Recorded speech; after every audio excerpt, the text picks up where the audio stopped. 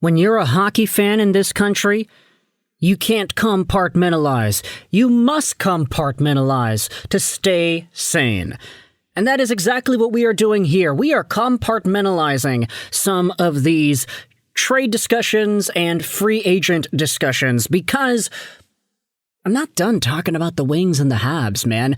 There are still some other talking points that I think we have not dove into yet that deserve to be diving into.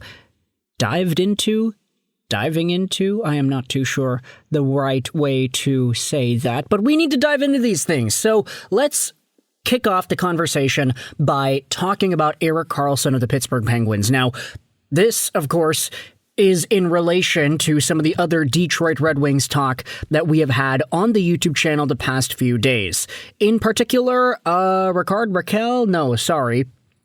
Not Raquel. There was an Erik Karlsson thing that we had discussed about a few days ago, and I cannot find it for the life of me. Did I already pass it? I'm not too sure. Here it is, yesterday. Trade update, Erik Karlsson and the Red Wings. So, we already spoke about this the other day, but there have been some more things that I think we need to uncover as the next little bit goes on here, because not only is Erik Karlsson a defenseman of value, not only, as we had discussed yesterday, is he a guy who can come in and produce points. He had 53 points in 82 games played last season. Let's do it like this. So Erik Karlsson, since 2018-19, has only beaten 60 points in a season once. How about that? That sounds a lot worse, doesn't it? Although the one time he did break 60 points was a 100-point year and he won the Norris, so he looks pretty good there. But Erik Karlsson, his contract is the holdup here. He's making $11.5 million a year till the end of 2026-2027. So any team that is interested in acquiring this guy, like Detroit, for example, because there have already been rumors linking him over there, you're gonna have to get through that obstacle. Now, for what it's worth, Elliotte Friedman did say on the recent 32 Thoughts podcast in regards to an Erik Karlsson trade, the bonuses that he's got, they're already paid. The actual cash that he is owed is really down. We'll see.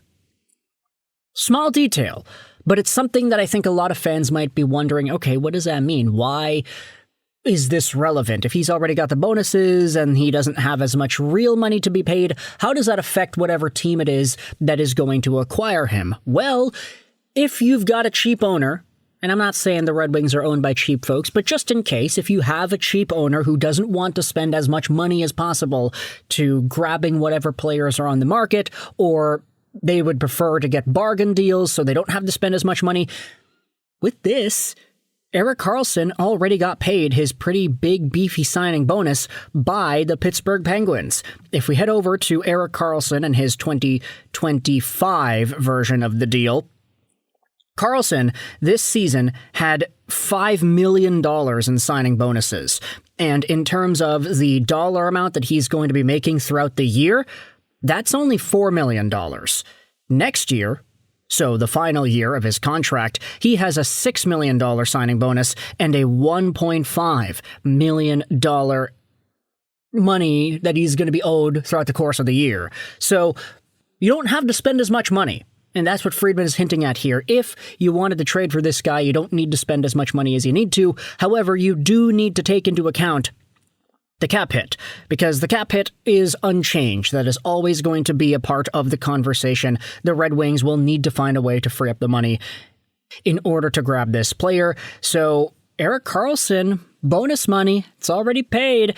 Does that make things spicier in regards to the Detroit Red Wings? Well, there are already articles like Roger Hicks. This is the guy that we had talked about yesterday. He wrote an article on Substack talking about these rumors. Multiple league sources suggest, that the Penguins and the Wings are engaged in intensifying discussions surrounding Erik Karlsson. There's a growing sense around the league that these talks have moved past the exploratory stage, with both sides weighing the logistics of a potential deal. Mainly, B-level prospects and middle picks have been thrown around as of now. The biggest hurdle, of course, remains his contract. The reigning Norris winner from 23 carries a hefty $11.5 million deal. Exactly how much salary GM Kyle Dubas is willing to retain remains unclear, but any move will likely involve multi-layered cap maneuvering and possibly a third team, Seattle, if Detroit needs further relief. For Detroit, the interest makes sense. GM Stevie Y has been methodically building towards a playoff breakthrough, and Carlson represents a bold swing that could instantly elevate their top four and their power play. The Wings already have a strong blue line foundation with Seider and others, but Carlson brings a dimension of a leak puck movement and transition that they still lack. So, this does make sense, in my opinion. Whether or not you believe the legitimacy as to whether or not the talks are actually progressing, that's your prerogative, but I think the theory makes sense. And a lot of y'all do, too. I mean, the comments on the video that we had made yesterday, a lot of folks going out there and expressing their frustrations, but also a lot of folks expressing their adorations and how they would like to see something like this happen. Who really knows? Speaking about things that fans may or may not want to see happen, let's expand more on this conversation that we had 2 days ago in regards to former SKA St. Petersburg forward Evgeny Kuznetsov. Yeah, hard segue, but we got a few more minutes left in this video. Let's go out there and talk about it.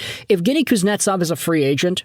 There was already a declaration of his intent to come back to the National Hockey League. This previous season, he had 37 points in 39 SKA St. Petersburg games.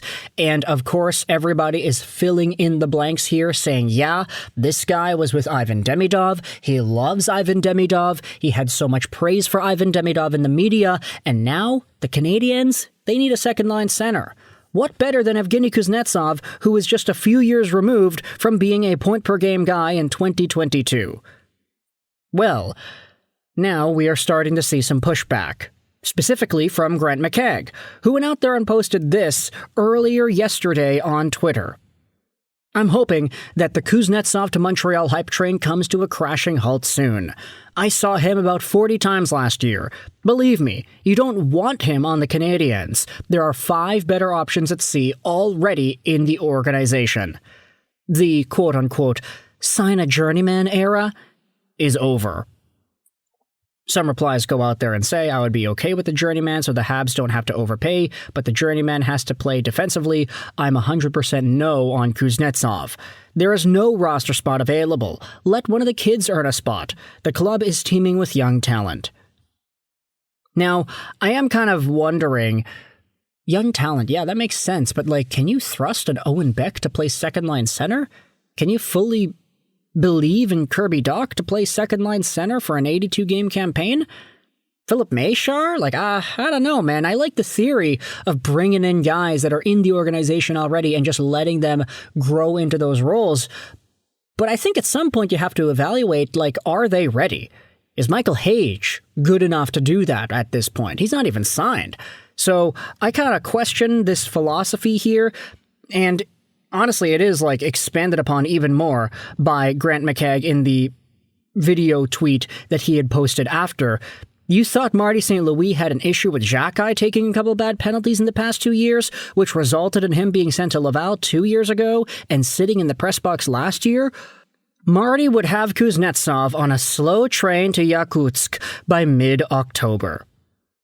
And then he has a little video of Kuznetsov taking some bad penalties. And, yeah, you can't do that off the face-off, unfortunately.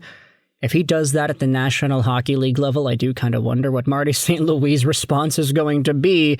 But there are a bunch of examples here. Trailing by 2 on a late power play. He then takes a pretty bad call. Then at the net front, he's whacking away. Then he takes a guy down in the corner and yada, yada, yada. There are a ton of examples of Kuznetsov taking some bad penalties.